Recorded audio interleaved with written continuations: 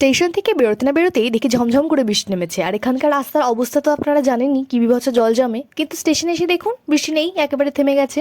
আজকে এই কল্যাণী করেছে একটু লেট, তাই মোটামুটি ফাঁকা ছিল। ফোর্থে জায়গা পেয়েছি, খড়দায় কথা হয়েছে, এই খড়দায় আমি এখানে জায়গা পেয়ে গেছিলাম। আর এই ট্রেনটা হচ্ছে ওই বাইরে দিকে পার্পল কালার করা যে ট্রেনগুলো, সেগুলো। এখানে 3টে গেট থাকে, খুব ভিড় হলে অসুবিধা হয় উঠতে।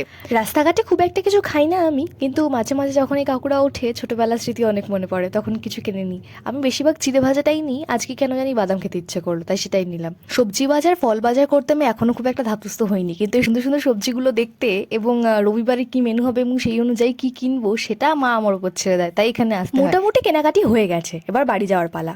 হাই রোডের সামনে গিয়ে দেখি এখানে কতগুলো কাঁচ ভেঙে পড়ে রয়েছে। আর বাড়িতে পৌঁছতে না পৌঁছতে দেখি কি বাড়ির ঠাকুরের প্রসাদ সুমিরা দিয়েছে, ওরা পুজো করেছে আজকে। আর এই প্রসাদ তো খেয়ে হাত পা ধুয়ে পুরো পরিষ্কার হয়ে ঢুকতে হয়, আর আমি না একটু জামায় লাগিয়ে ফেলেছিলাম, তাই অগত্যা জামাটাকে খুলতে হলো।